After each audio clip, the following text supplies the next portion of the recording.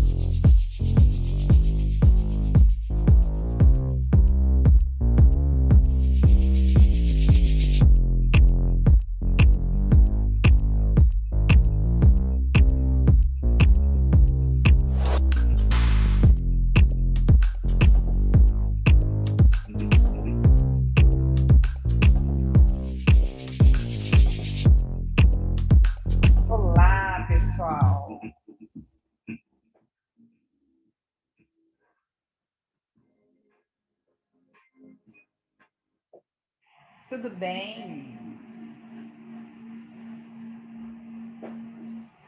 Tudo bem?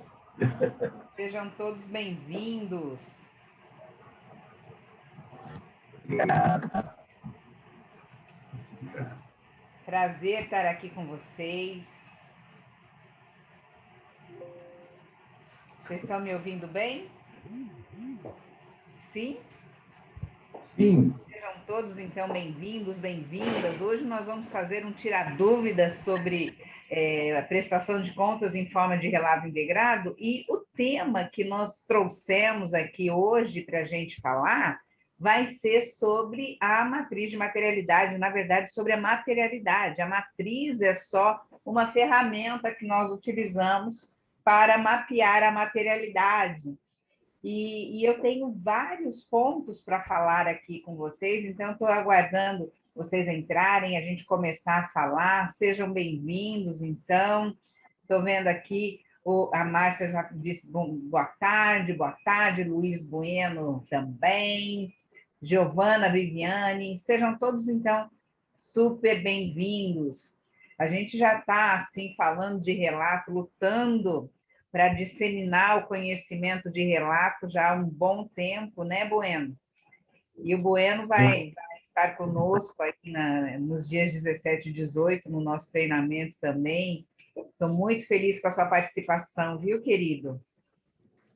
prazer é meu. Todo meu. Bacana. Vou começar, então, compartilhando a minha tela com vocês, já para a gente iniciar o assunto. Uma coisa que as pessoas me perguntam muito quando eu falo de relato integrado é o seguinte: o que é o relato, né? Por que existe o relato? Da onde surge? E principalmente na área pública, a gente tem aí uma dificuldade muito grande das entidades públicas entenderem o que é necessário, como é que ela elenca e elege os temas relevantes, né? Como é que a gente consegue fazer com que as coisas aconteçam assim, de maneira a contemplar a entidade pública. E eu atuo numa entidade pública, num conselho de fiscalização, já tem quase 20 anos que eu atuo, e eu sei o que acontece nos bastidores das entidades, né? Dos conselhos de fiscalização. Temos aí prefeituras que agora estão começando a se identificar com essa questão do relato integrado, a amplitude que isso dá para que a gente comece a falar. Vocês sabem que falar do relatório integrado, na prestação de contas, na forma de relato integrado, é só a pontinha do iceberg, é só o limiar ali, é só aquilo que as pessoas veem, que conseguem ver. Mas embaixo dessa pontinha do iceberg há uma estrutura grande. Por exemplo, essa questão do pensamento integrado. Então, a primeira coisa que a gente fala aqui é como identificar temas utilizando engajamento interno e externo. Nós precisamos começar a reportar para a sociedade como é que nós agregamos valor ao longo do tempo. E um dos pontos principais para dizer como nós agregamos valor ao longo do tempo é levar em consideração o lado social, é levar em consideração o lado ambiental, é levar em consideração o lado econômico. Você precisa avaliar como um todo a sua organização e perceber como as pessoas internas e externas, como os atores, né? Vamos usar essa terminologia, interna e externa, ela consegue visualizar a sua entidade. Outro ponto importante é avaliar o que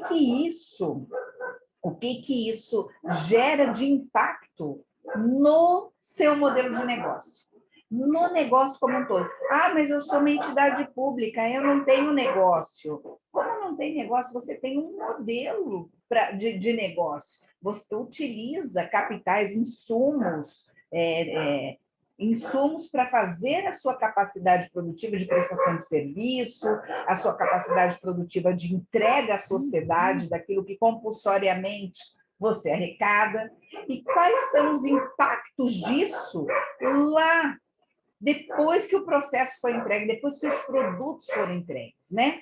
Então, a gente precisa avaliar os impactos disso. De que maneira que isso pode ser utilizado, inclusive, no meu planejamento estratégico. E uma frase que o Bueno sempre fala é essa. Ele fala o seguinte, ele fala, se não tiver na estratégia, não vai acontecer. E é uma verdade, se vocês não tiverem pensando isso na estrutura estratégica, por isso que eu faço muita questão de falar de materialidade, e a matriz de materialidade é algo que nós pegamos, na verdade, assim, vou contar, né? O termo materialidade, o contador usa muito termos de materialidade. O que é material, em termos de valor financeiro?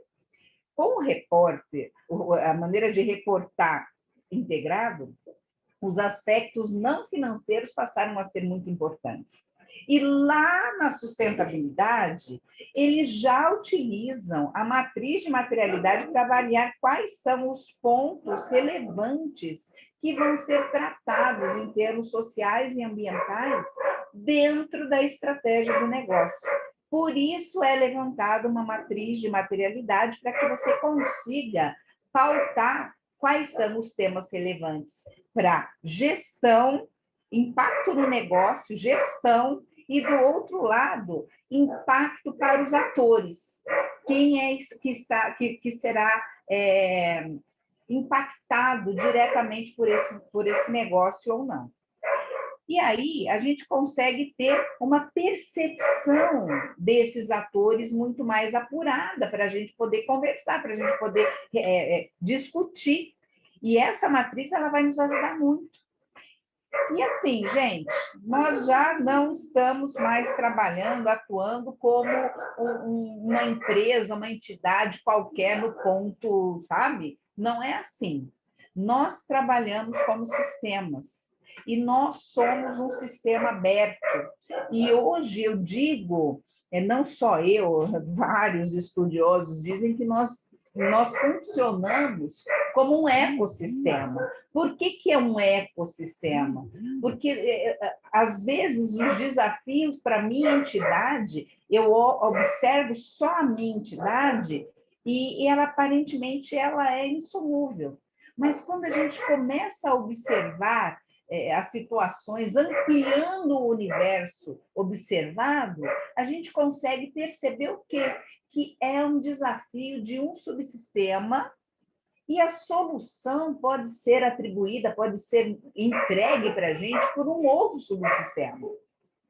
E aí você começa a perceber a amplitude do negócio. Quando você tem isso muito claro na sua mente, muito claro no seu negócio, naquilo que você faz, você começa a perceber que esse mundo volátil, incerto, complexo e ambíguo, você precisa ter alguns antídotos para isso, tudo isso começa a fazer sentido. E reportar, montar esse relatório é só uma consequência. É só uma consequência do que você já vem fazendo, do que você já vem trabalhando ao longo do tempo. Faz sentido para vocês isso? E aí, queridos, o que a gente tem? Eu trouxe aqui, por exemplo, esse exemplo aqui. Esse exemplo foi feito... como identificar desafios conectando a primeira camada de solução? Foi feito um trabalho na Ethos para uma área específica, para a área industrial, e aí ela levou os seguintes atores, olha só, ela levantou os seguintes atores: poder público local, Federação das Indústrias, as indústrias, a comunidade, as ONGs. E aí ela foi pautando os desafios que ela teria por ator. É isso que vocês precisam fazer lá no conselho. Lá no conselho nós temos o plenário, nós temos os conselheiros, nós temos os funcionários, os colaboradores, nós temos os dirigentes, nós temos os nossos fornecedores, né? Mas é por licitação. Óbvio, agora, por ser por licitação, mais ainda você tem que ter engajamento com esses fornecedores, por exemplo. O Bueno fez um trabalho muito bacana lá com Você trabalhou lá na... Como que era mesmo, Bueno, que você trabalhou? Que você desenvolveu esse trabalho de mapeamento com os fornecedores? Não, foi na CPFL Energia. CPFL Energia, está escutando? Estou ouvindo você tão baixinho. Foi na CPFL Energia. Escutou? Não está escutando? Enfim, tudo bem. O Bueno, ele trabalhou com os fornecedores e ele mapeou, e ele também trabalhava numa entidade pública. E aí, isso que eu quero trazer para vocês. Vocês precisam mapear esses gargalos, de que maneira que vocês vão atingir. Quando o Tribunal de Contas, por exemplo, ele pede o seu relatório dos contratos que vocês fizeram por inexigibilidade ou todos os processos licitatórios, um dos pontos que ele vai avaliar é exatamente esse. Existe uma correlação, existe um comprometimento. O conselho está contratando, que tipo de empresa que o conselho está contratando, que está trabalhando com o conselho, são empresas que pressupõem o mesmo princípio do conselho, da entidade, da prefeitura, ou não? Porque se acontece qualquer coisa com aquela entidade, com aquela empresa que está prestando um serviço para a minha entidade, eu sou diretamente relacionado, eu sou diretamente afetado. Então, a gente começa a perceber que não é só, tanto faz, se a empresa que eu contratei, se ela tiver ok com tributos, está ok para mim. Não, já não é mais assim. Nós queremos saber se a empresa que está atuando para a gente também ela compartilha os mesmos princípios éticos e mesmos princípios sustentáveis que a gente está adotando na nossa entidade. Então, aqui eu trouxe esse exemplo para vocês.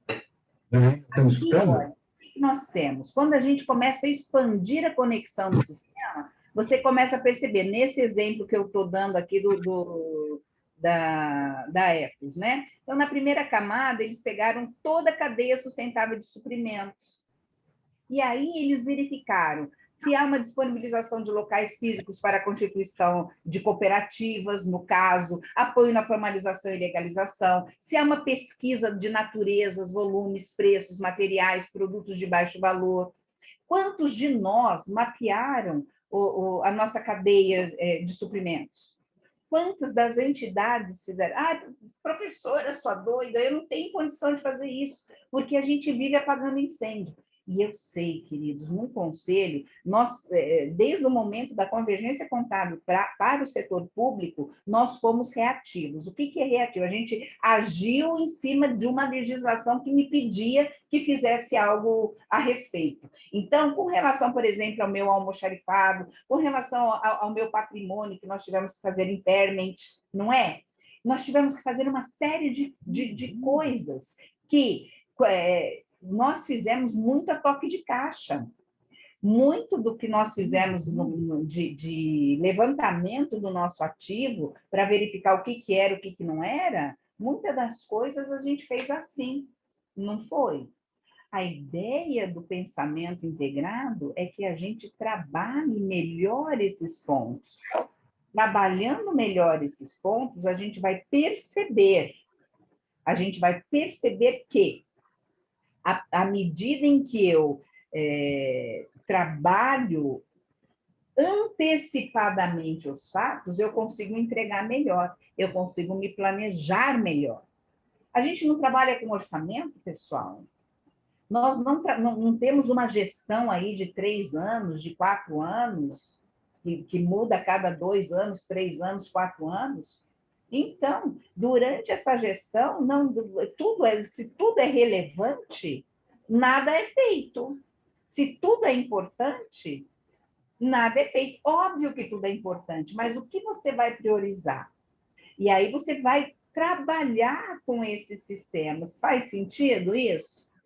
E aí você vai avaliar esses atores, você vai avaliar o que pode ser, né? De que maneira que o trabalho vai afetar a competitividade ou não. Ah, eu sou órgão público, não tem competitividade. Queridos, nos conselhos de fiscalização, o que tem se falado de agência reguladora, então, o que vocês estão pensando sobre isso?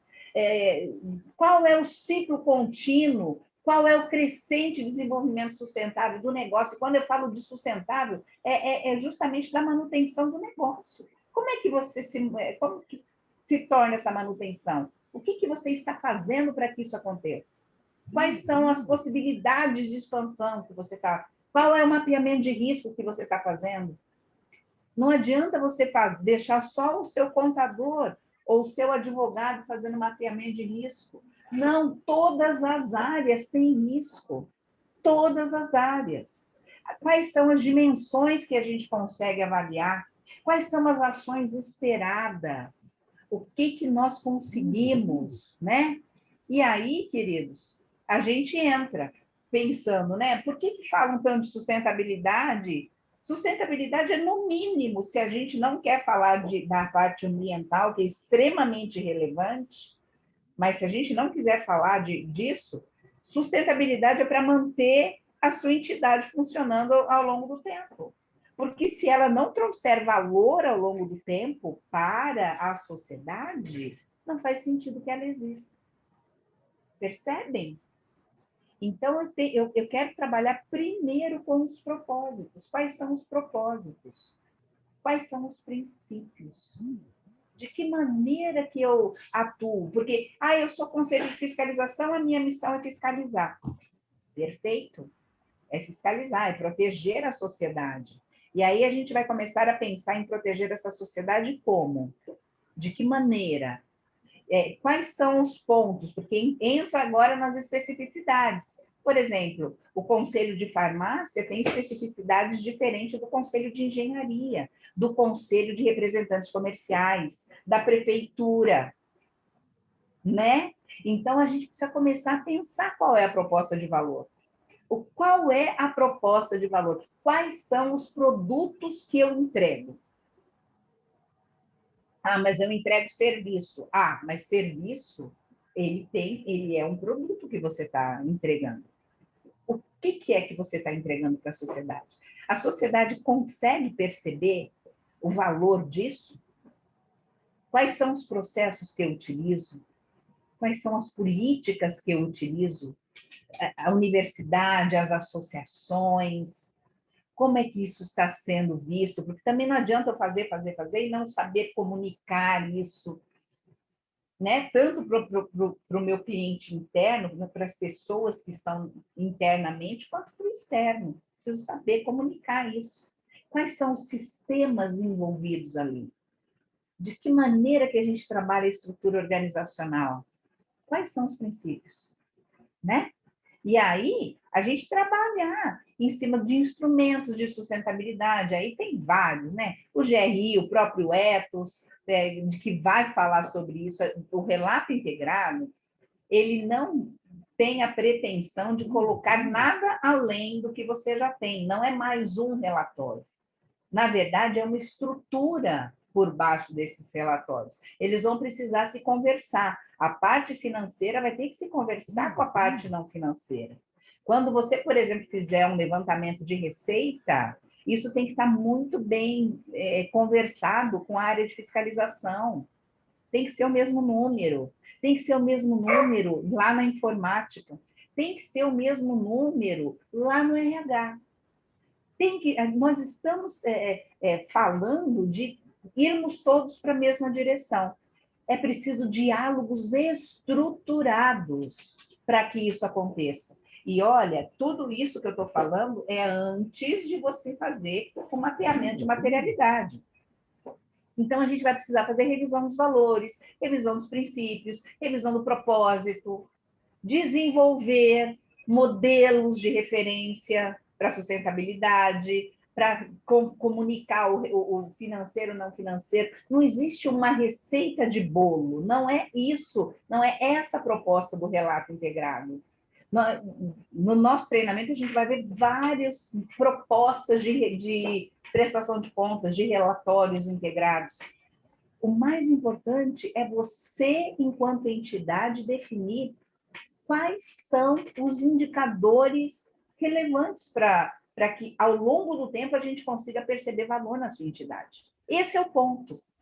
Esse é o ponto. E aí, enquanto vocês estiverem trabalhando para entregar para o Tribunal de Contas algo que o tribunal está exigindo, isso não vai dar certo. Saiu na foto. Começar a trabalhar de outra maneira. Tem que usar o relatório integrado a favor da entidade, a favor da gestão, a favor da alta administração, que eles consigam pegar esse monitoramento e comecem a tomar decisões acertadas. Essa é a ideia.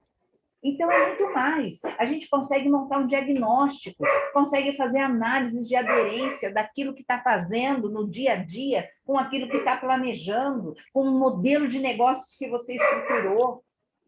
E aí, queridos, a partir disso, você senta, coloca o negócio no chão e fala, olha, estou fazendo errado aqui, estou fazendo errado aqui, estou fazendo errado aqui, eu consigo fazer uma revisão, eu vou rever o meu mapa estratégico, eu vou rever nesse mapa estratégico o meu modelo de negócio, se realmente é aquilo ou não. E aí, queridos, eu começo a trabalhar, a definir programas, projetos, e dentro do quê? Dentro dos temas materiais, adequando sempre. Se eu conseguir fazer isso, eu consigo agir. Isso não vai ficar só no papel. O grande problema e o grande ponto que a gente percebe é que tudo isso que a gente faz, que a gente percebe as entidades fazendo, os conselhos especificamente, fica muito no papel. E aí vocês têm duas verdades, a verdade do papel e a verdade do dia a dia. E quando elas não se conversam, isso fica muito ruim, isso não fica bom. Você fica fazendo para cumprir prazo, vocês ficam correndo atrás do rabo para cumprir prazo de 31 de março, agora de julho, cumprir prazo lá, vai ser por quarter. Então, você vai ficar correndo atrás do rabo. Errado. Se você conseguir trabalhar preventivamente, começando a entender essa estrutura, isso aqui, você vai ficar muito rápido para fazer qualquer tipo de projeto, qualquer tipo de trabalho e prestar qualquer tipo de informação para a sociedade. Porque já está pronto, não é? É um ciclo contínuo, queridos. O mais importante é você desenvolver na raiz o que você vai fazer. É isso. E aí sim, ó, a conexão vivida pelas empresas na prática. Você consegue tirar do papel e transformar em prática, né? Fazer uma coisa mais casada. Hoje em dia, a gente não percebe mais isso, a gente não consegue visualizar. Deixa eu até dar uma olhadinha aqui para vocês. Eu acho assim, eu acho que a gente tem que avaliar muito tranquilamente a maneira com que nós estamos trabalhando, como que nós estamos fazendo para gerar valor ao longo do tempo, o que está sendo feito. E aí, sim, a gente começa a tomar algumas ações, algumas decisões. Tudo bem até aqui? Firme? Você consegue me escutar, Janaína? Eu não estou te ouvindo, Bueno. Estranho.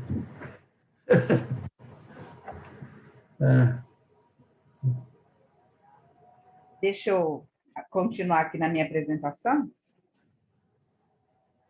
E é isso, queridos. Aí você consegue fazer as conexões, né? Você consegue perceber aquilo e trabalhar com desenvolvimento sustentável aí ao longo do tempo.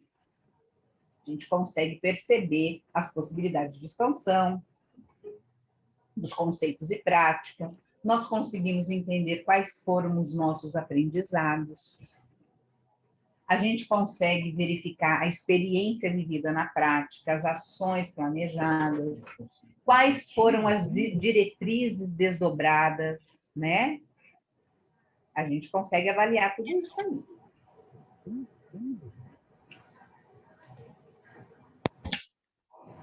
Muito bom.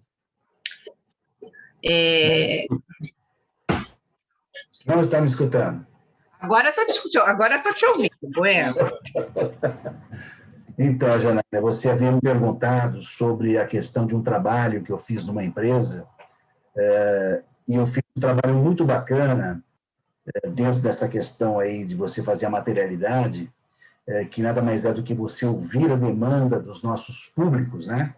Ouvir a demanda dos nossos stakeholders, ouvir a demanda daquelas partes interessadas, dos atores com os quais as nossas empresas se relacionam. Eu fiz um trabalho muito bacana com os fornecedores da CPFL Energia, né? Que é uma empresa que foi pública, você tem absolutamente toda a razão, mas que depois foi privatizada pelo Grupo Votorantim, Canal Correio e Bradesco, que hoje é uma holding imensa de energia elétrica, com mais de 13 mil colaboradores.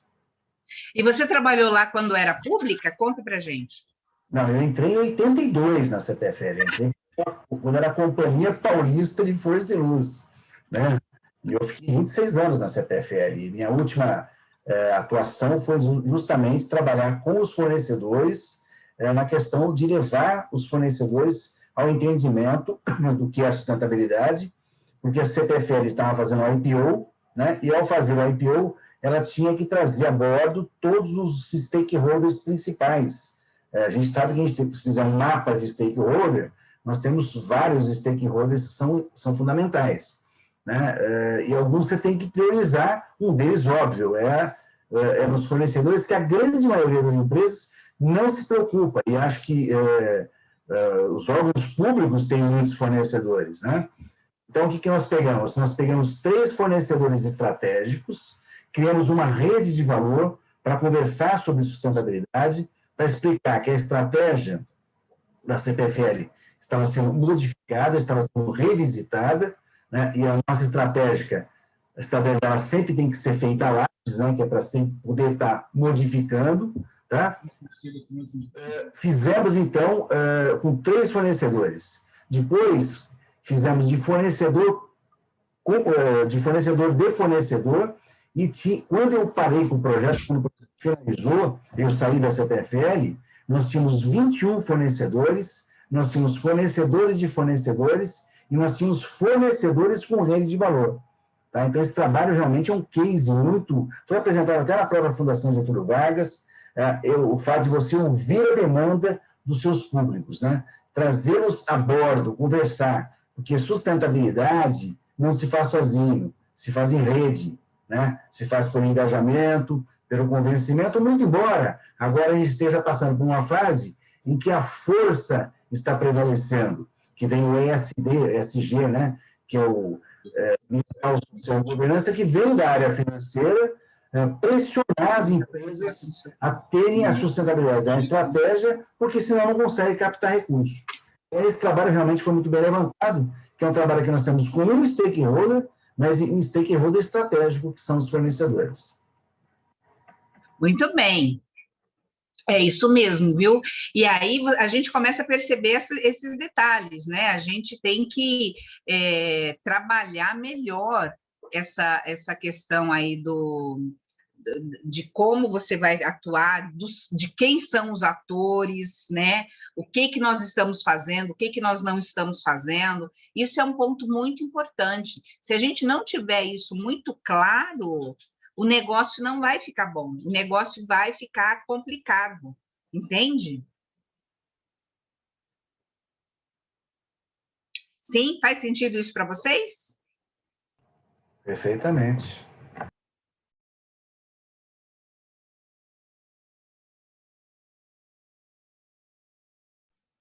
Deixa eu voltar aqui com o compartilhamento com vocês do meu material. Espera aí.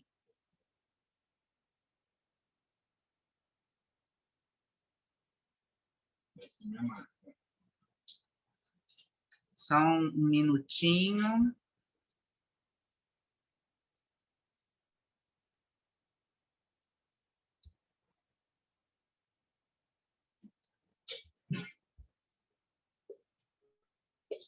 É só esse aqui?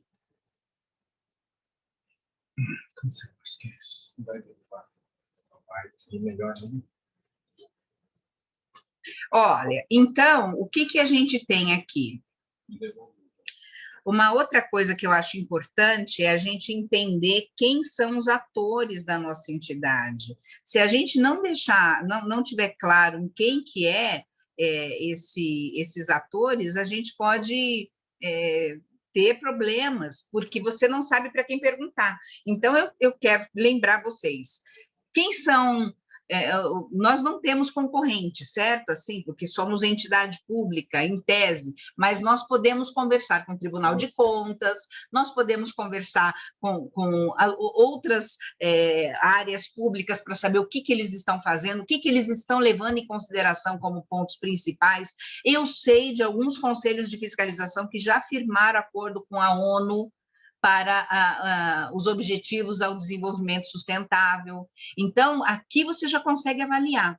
Outra coisa, quem são os meus usuários-chave, os meus clientes, o profissional, a empresa, as associações. Então, o que eles acham, o que eles pensam, como é que eles trabalham, né? O que para eles é relevante, o que seria importante que a minha gestão priorizasse, né? Órgãos reguladores. Nós temos aí, gente, órgãos reguladores é o que a gente mais tem, Ministério Público, né? A gente vive batendo carteirinha lá. Receita Federal, na época que eu estava lá na parte de contabilidade, a Receita Federal queria montar uma barraquinha lá comigo para saber todos os fornecedores meus, eu tinha que montar e trabalhar e falar e fazer essa conexão com eles. E os meus fornecedores? Então, a gente tem que pensar, esses são os meus atores externos, os meus atores internos, a minha diretoria, os meus conselheiros, os meus funcionários, né? Eu quero qual o meu produto final, aquilo que eu entrego, a fiscalização, como é que ele está sendo feita? Tudo isso a gente tem que levar em consideração na hora de montar. E aí, gente, a matriz de materialidade, ela vai sair alguma coisa assim, né? Quando a gente começa a avaliar. Sempre aquilo que tiver, deixa eu pegar minha canetinha, aquilo que tiver dentro deste quadrante aqui, ó, desses quadrantes aqui, são pontos, até fico meio ruizinho de fazer de novo, aqui, ó, são pontos que devem ser avaliados. Aqui, ele vai tanto dizer ser importante para as partes interessadas, quanto para a estratégia do meu negócio. E aqui a gente vai eleger aquilo que nós vamos trabalhar. E depois fica muito mais fácil para as pessoas que estão envolvidas com a prestação de contas saber o que tem que levar em consideração ou não, né? De que maneira que a gente vai trabalhar com isso. Fica muito mais tranquilo. E eu sei, né, gente, como é difícil a gente ter essas coisas. Eu sei de conselhos aí que têm uma dificuldade muito grande de entender o que a alta administração espera deles, por exemplo. E aí fica muito difícil você montar um relatório, né? Porque aí você não fala nem de relato. O relato é diferente do relatório. O relato é o processo, o relatório é o produto que sai do relato. Então, você imagina você fazer uma prestação de contas sem direcionamento, pedindo, pelo amor de Deus, você sai catando milho, né? Aquela coxona de retalhos, não é? E aí as coisas acabam sendo muito... você correndo atrás do rabo, tentando apagar incêndio. Essa é a ideia. Até aqui, queridos, tudo bem? Firmes? Você gostaria, Bueno, de falar alguma coisa, de completar alguma coisa? Não, eu estou dizendo que está tudo certo. Então, olha, quando vocês trabalharem com essa questão, pensando agora no relatório, o que vocês fizeram? O relatório, na forma de relato integrado, começou em 2018. Muitos fizeram, eu tenho acompanhado muito de perto, todos olhado, entrado lá na área de transparência de vocês, pego a prestação de contas quando está disponível e avaliado. Então, 2018, 2019 e agora de 2020 que vocês estão entregando. E a partir de agora, de março, você já tem que começar a publicar, além do de 2020, que vocês já vão publicar, o primeiro trimestre de 2021. Então, olha quantas coisas. E a ideia é que vocês comecem a reportar isso em tempo real. E como é que faz para reportar isso em tempo real se vocês ainda não se estruturaram? Fica completamente inviável fazer isso. Fica completamente difícil de fazer isso, não é? Então, o que, que a gente percebe? A gente percebe as entidades pegando, montando, graças a Deus vocês têm mandado algumas pessoas para trabalhar, pessoal da controladoria, pessoal da contabilidade, pessoal do RH, lá no nosso relatório, lá no modelinho do tribunal, o tribunal ele foi muito bacana no sentido de amenizar, porque não existe uma forma certa, não existe uma receita de bolo para a prestação de contas. Eles fazem uma orientação, porque o princípio do relato integrado, o relato ele veio não para exigir, não para cobrar. Você vai fazer porque você quer demonstrar para a sociedade aquilo que você está fazendo de maneira clara. Esse é o ponto. É por isso que a gente está falando aqui, é por isso que a gente consegue avaliar, tá bom? Queridos, eu gostaria que vocês conversassem comigo, perguntassem, né, como é que está aí a prestação de contas de vocês, o que vocês estão fazendo, já está pronto, já não está pronto, ou quais são os pontos difíceis que vocês têm percebido aí? Vocês gostariam... Estou abrindo agora para perguntas, para mim, né? Pode perguntar para mim, se vocês quiserem também, podem perguntar para o Bueno, não tem problema. O importante para mim é que fique claro para vocês o que é a matriz, o que é o relato, o que é o relatório, como é que isso fala comigo, conversa comigo, enquanto entidade pública, enquanto empresa, não é? Deixa eu soltar uma enquete aqui.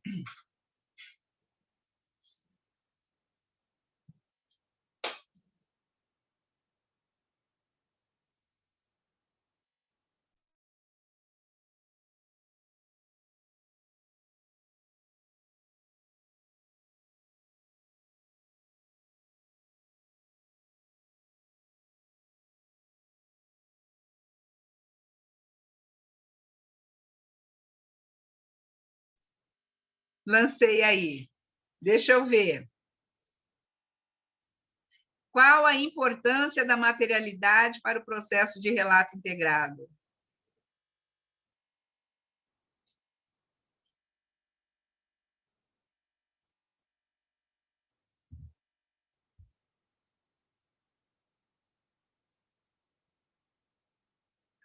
Vamos ver.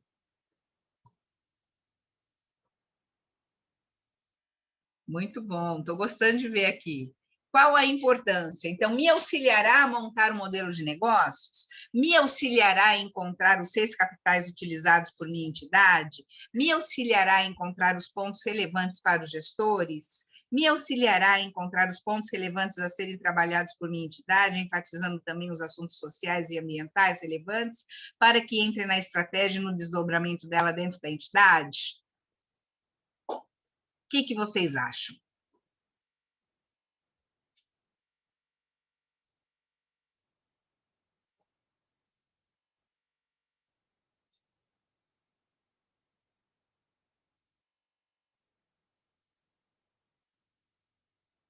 Estou dando mais uns minutinhos para vocês fazerem.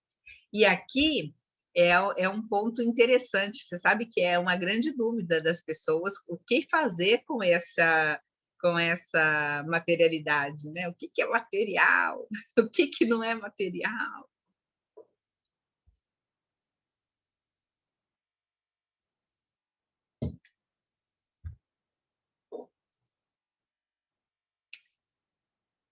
Muito bom, queridos.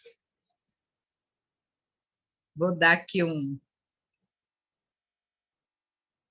Vou apresentar para vocês. Ó, vou mostrar o resultado que deu. Ó, me auxiliará a encontrar os pontos relevantes a serem trabalhados por minha entidade, enfatizando também os assuntos sociais e ambientais relevantes, para que entre na estratégia, no desdobramento dela dentro da entidade. Então, deixa eu falar item a item disso. Vamos lá, a materialidade no processo de relato integrado, porque o relato integrado, como um processo, é muito maior do que o relatório, tá? Então, esse é um ponto. Ele vai me auxiliar a montar um modelo de negócios? Na verdade, a gente espera que vocês montem um modelo de negócios para depois elencar o que é material. A materialidade é em cima dos assuntos que vão definir a entidade como um todo, né? Faz sentido isso para vocês? Então, por isso que esse me auxiliará a montar um modelo de negócios, ele não estaria correto. Me auxiliará a encontrar os 6 capitais utilizados com a minha entidade? O modelo de negócios, quando você estiver pensando no modelo de negócios, ele vai te ajudar a pensar nos 6 capitais utilizados, porque o framework do relato integrado, ele é muito claro quando ele fala sobre os inputs, sobre o processo todo e sobre os outputs e outcomes, né? O que é que a gente vai avaliar?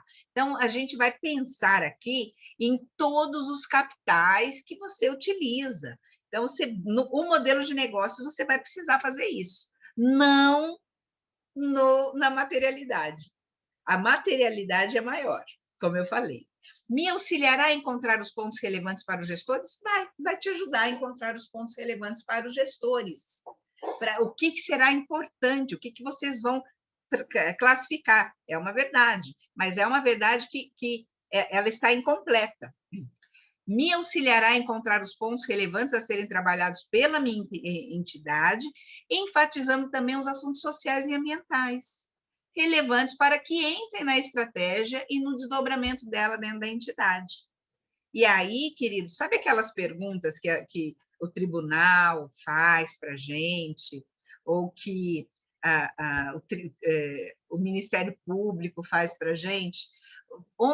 Por que foi que você fez determinado evento? Por que você gastou tanto com diária, com jeton, com quilometragem em determinado evento? O que vocês foram fazer em tal cidade, em tal lugar, para fazer determinado evento? Se isso estiver muito claro em termos materiais do que você está tratando, você consegue justificar o seu gasto.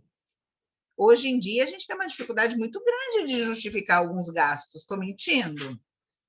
Não, né? A gente sabe que fica complicado de falar, de conversar com isso.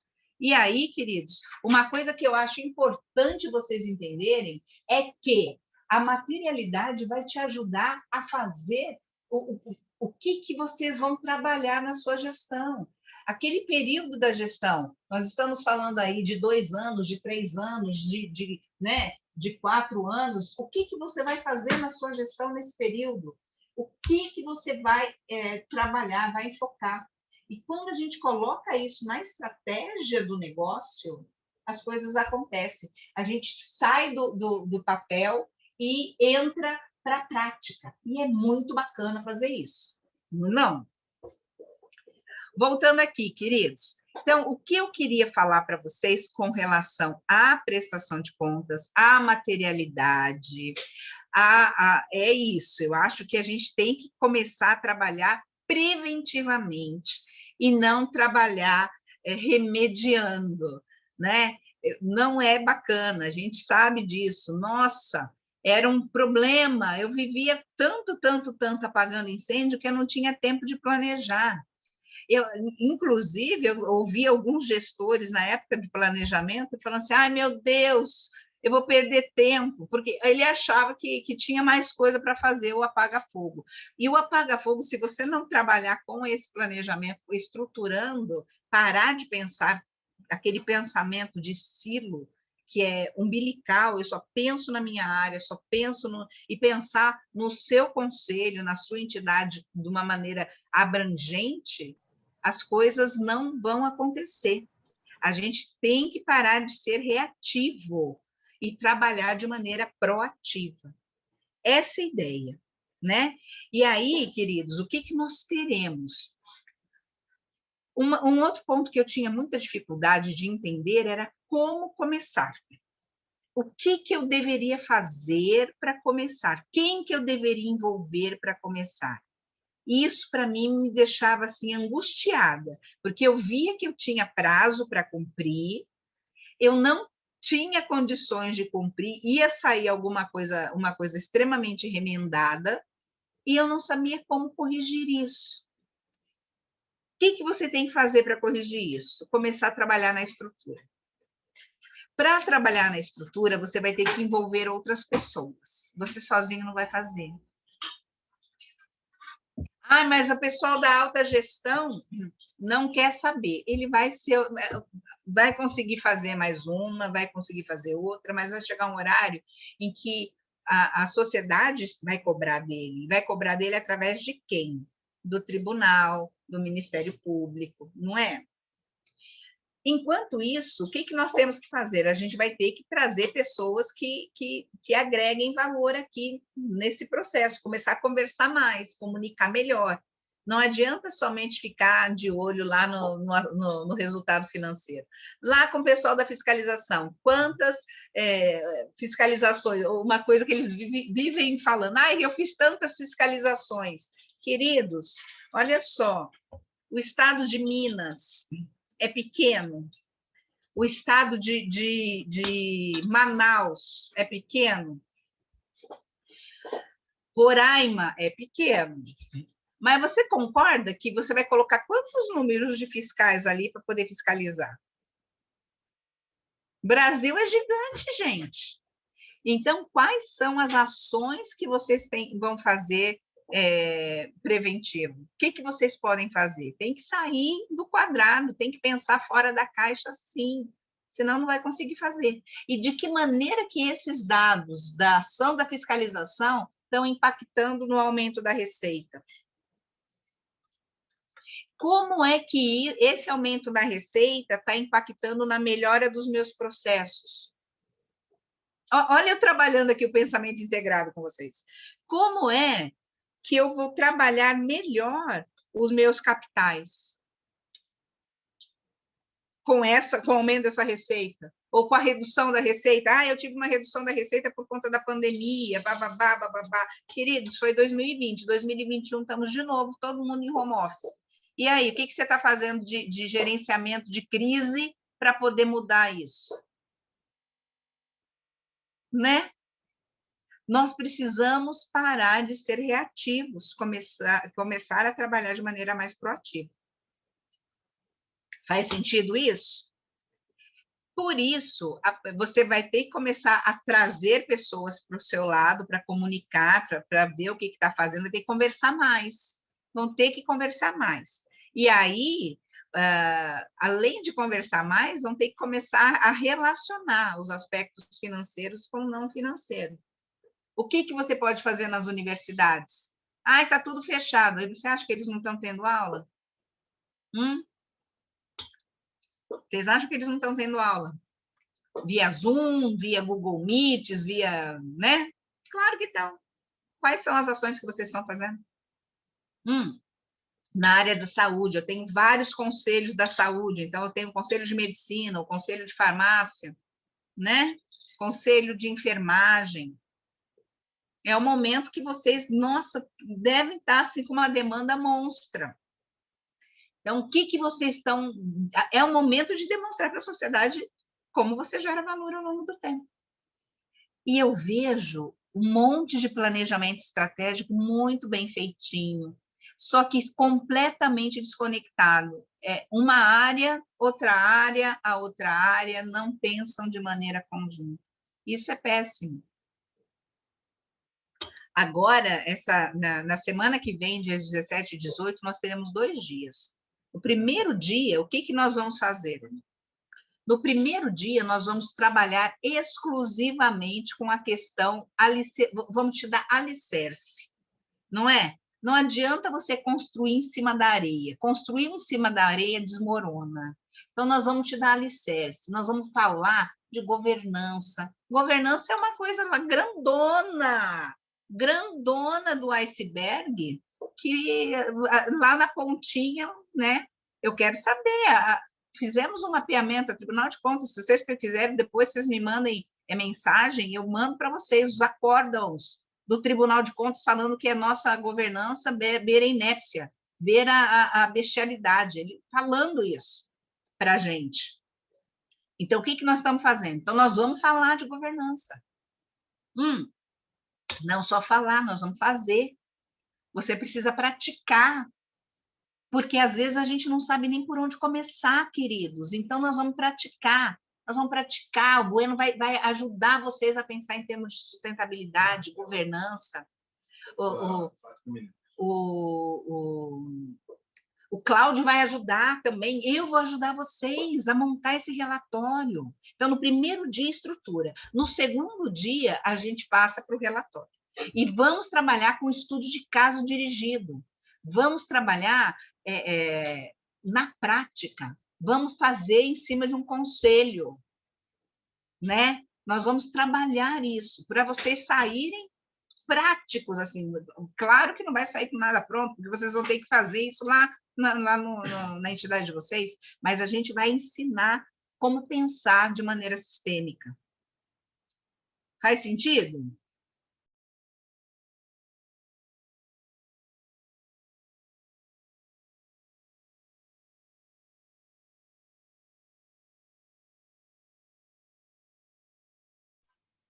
Deixa eu compartilhar aqui minha tela ainda com vocês. Então, olha, só para vocês saberem, então, dia 17 e 18, nós teremos aí o nosso curso de relato integrado para entidades públicas, o relatório de gestão na forma de relato integrado, já com todas as INs do Tribunal de Contas, o próprio Tribunal de Contas vai participar conosco. Então, você terá um grande ganho aí em cima desse treinamento. Nós teremos os aplicadores, que é o Bueno, que vocês estão vendo aí, professor Bueno, eu e o professor Cláudio Andrade. O professor Cláudio Andrade, além de ser da Ratios, que é uma empresa fantástica, que trabalha muito essa questão da sustentabilidade, ele é da Comissão do Relato Integrado Brasil, nós também somos da Comissão do Relato Integrado Brasil, somos membros, e gostaríamos, assim, muito de poder contribuir com vocês todos aí, para que vocês consigam pensar e entender melhor como funciona esses aspectos do relato como um processo e do relatório como um produto. Vou abrir agora aqui para perguntas. O que vocês tiverem aí de perguntas, a palavra está com vocês.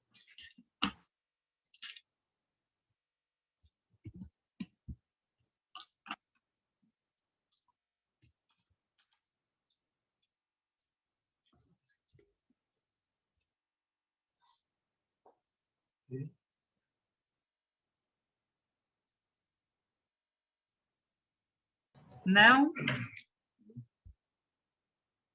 Agradeço aí muito a participação de vocês, eu espero que eu tenha contribuído um pouco aí para elucidar algumas dúvidas que vocês tenham com relação ao relatório. O que vocês quiserem, vocês podem também me perguntar por e-mail. Vou até colocar aqui o meu e-mail, se vocês quiserem, pode me mandar. Eu respondo.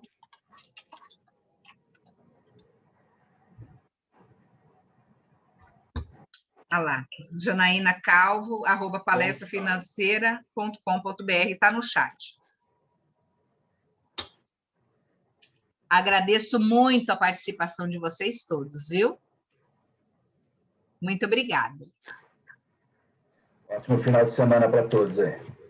Obrigada, igualmente. Oi, Giovana, obrigada. Obrigada.